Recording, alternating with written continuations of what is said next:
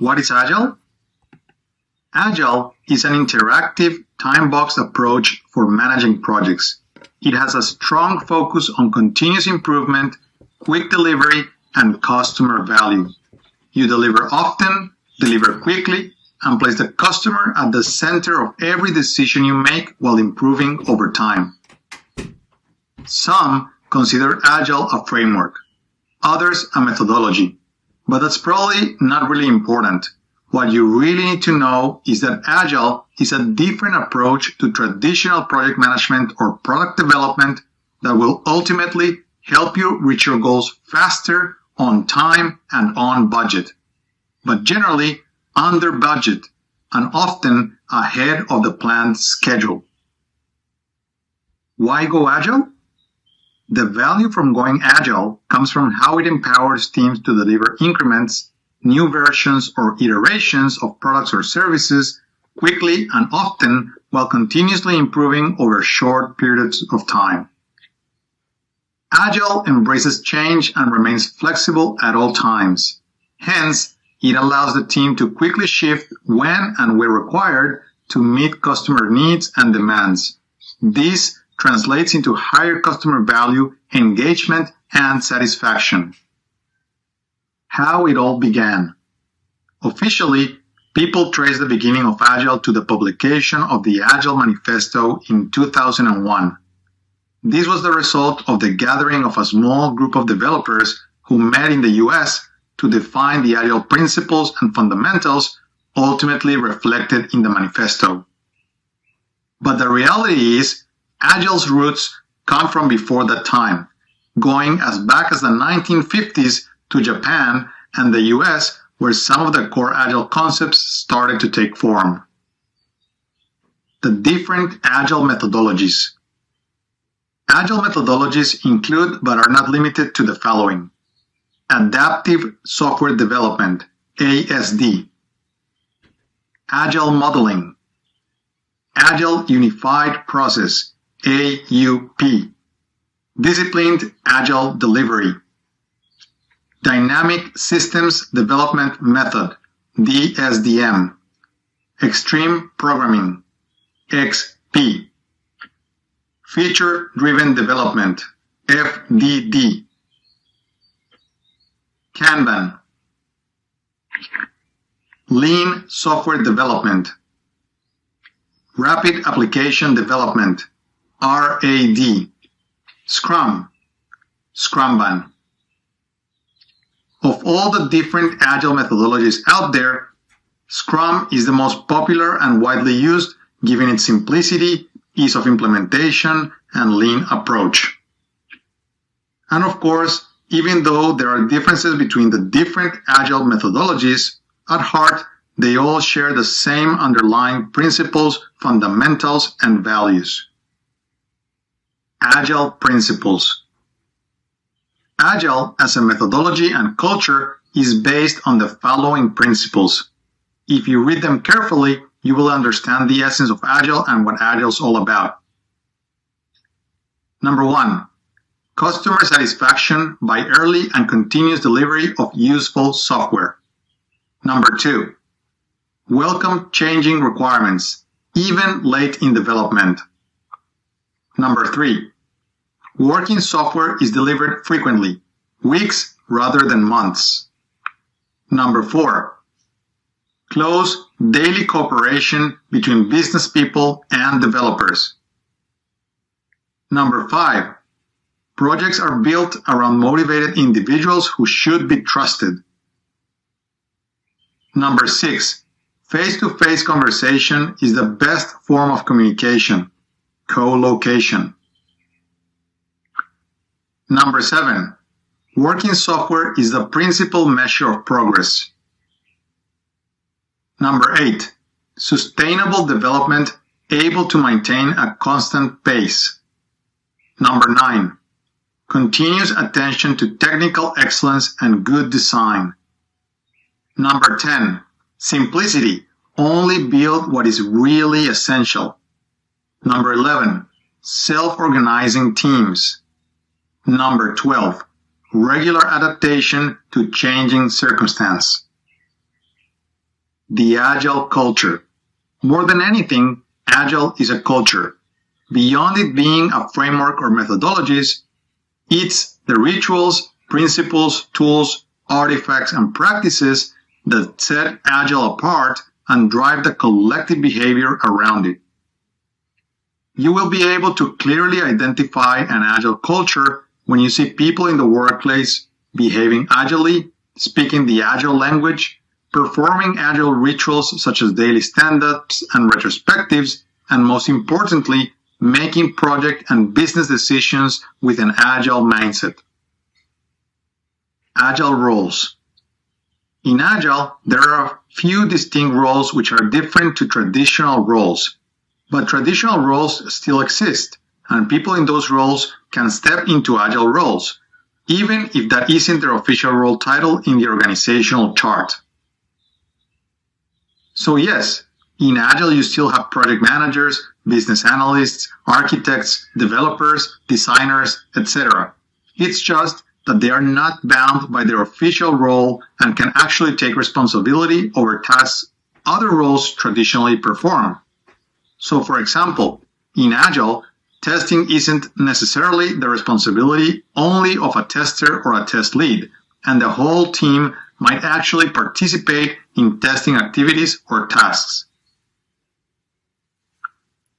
Similarly, the team as a whole might participate in the design process or actively contribute with ideas or mock-ups instead of relying solely on the designer to do the work.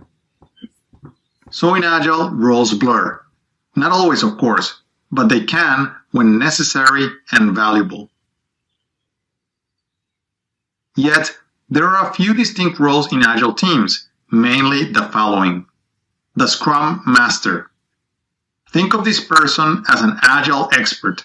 They facilitate Agile rituals, support team members, and ensure the team meets goals and objectives. They also remove roadblocks or impediments so the team or individuals can get the job done. The Scrum Master can be someone from the project team, e.g. the project manager, business analyst, or development team lead, or it can be someone hired for the job. Some companies have dedicated Scrum Masters, others don't. It varies, and there's no wrong or right answer on that. The Product Owner.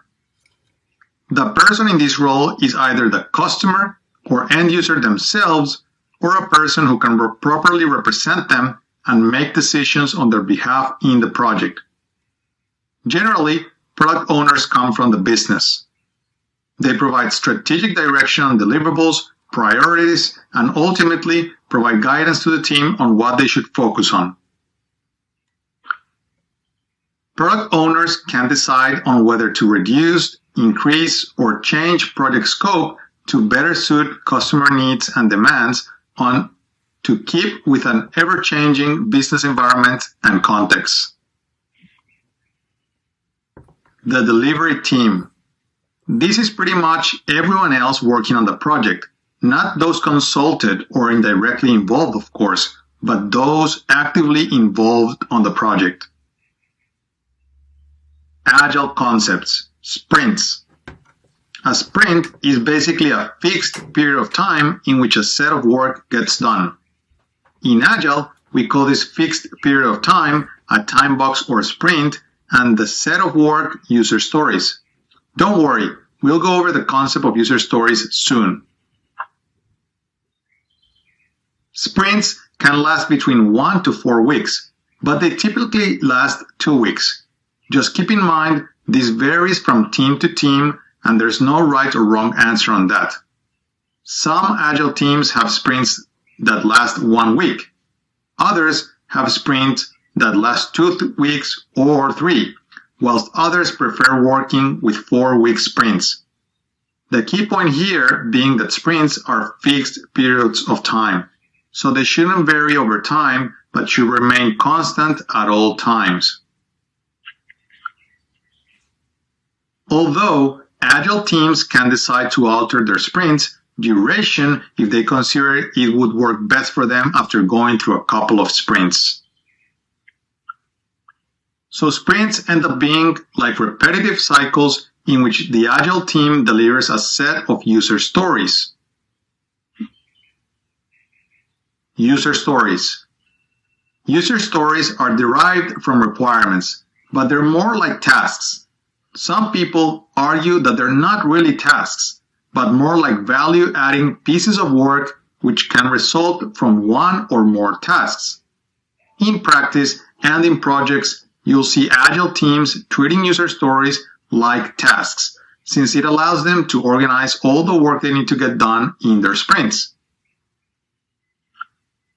User stories, like the name implies, tell a story, so they have a particular structure which goes like this. As a role, I need to what, so that why. For example, as a developer, I need to create an option to register with Facebook so that end users don't have to create accounts from scratch. In practice, writing user stories using the structure above becomes a bit redundant and repetitive, so you might see Agile teams writing user stories as one-liners or what needs to get done. In the example above, it would be like this. Create an option to register with Facebook. So it's kind of a summarized version. It starts with a verb and clearly describes what needs to get done. The team itself already knows what they're doing it, so they don't add it to the user story description. Having said that, some Agile teams like to follow things by the book and will write user stories as originally intended. It's up to you really whether you want to adopt a theoretical or practical approach. User stories should include story points, which we'll explain later, acceptance criteria, when they can be considered done, which is just a quality measure, and they should be assigned to someone in the Agile team. They should also follow the SMART principle. That is, user stories should be specific, measurable, attainable, realistic, and time-bound. User stories are generally written on Post-it notes or on digital cards in Agile tools such as JIRA or Trello. We'll cover those later. Story points. Story points are basically a measure of complexity assigned to a user story, as in how complex it is, which of course relates to effort and time for completion. Story points are used for sprint planning, since they allow the team to agree on how much they will commit to deliver in each sprint. How many user stories and how many story points? I recommend the scale of 1, 3, and 5 for story points because, like Agile, it's simple, easy to use, and easy to understand. You basically assign 1 story point to low complexity user stories, 3 story points to medium complexity user stories, and 5 to high complexity user stories. Remember, you shouldn't overthink it when assigning story points to user stories. Keep it simple, the Agile way. Discuss it with your team and come to a consensus.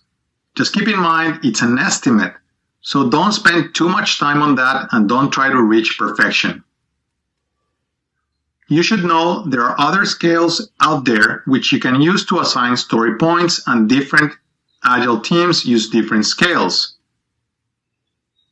e.g. the Fibonacci sequence, and estimating methods. But like I said before, I recommend the simple approach of using 1, 3, and 5. It's simple, easy to use, easy to apply, and easy to understand. Epics. Epics are basically user stories that are so big that can be completed in a single sprint. In Agile, we refer to these user stories as epics. When epics are identified, the Agile team then reflects into how they can be broken down into smaller user stories which can be completed within a sprint. Product backlog. The product backlog is basically a list of all the user stories required to complete the product, service, or project. It's also a living document, not a static, set, once and forget type of document. Sprint backlog. The sprint backlog is a subset of the product backlog and basically refers to the group of user stories that the team has selected to complete in a particular sprint. So each sprint will have its own backlog. Like with the product backlog, the sprint backlog is also a list of user stories, but not all of them, only the ones related to a particular sprint. Minimum viable product, MVP. The minimum viable product, or MVP, is one of the most important Agile concepts. Essentially, it refers to the minimum amount of work the Agile team needs to deliver to meet the key business requirements. So often, you'll hear Agile teams say, "This is our MVP." And when they say that, they are making clear to other people what they are going to deliver when they complete the project. A product or service with these characteristics that will do this, etc., which implicitly also explains what the team won't complete or deliver. At least not in their first iteration or version of the product or service. The importance of the MVP comes from some of the core Agile principles, simplicity, and iterative development, which basically means don't build a rocket if all you need is a paper plane. Or better yet, if you do need a rocket, start with a paper plane and then continually improve that until you deliver a rocket.